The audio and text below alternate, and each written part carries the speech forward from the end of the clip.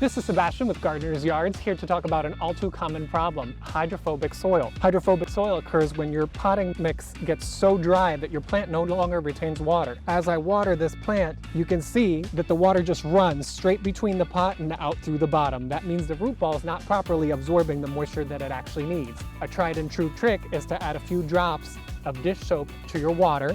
Water your plant thoroughly. The soap will help to loosen up the fibers in the soil and help your plant adequately absorb some water. What we're gonna do is add a few drops, I would say less than maybe about half a teaspoon, so just a couple of drops of dish soap to your watering can.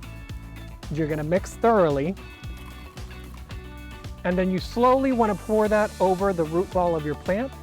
This is gonna help loosen some of the soil and the particles in the soil so that your plant can properly absorb all the water that it needs. After watering with your mixture, you can continue to water your plant as normal, no longer needed to use the dish soap. But just remember, longer, deeper waterings are more beneficial than short, small bursts of water at a time. For more tips and tricks, follow us at gardenersyards.com.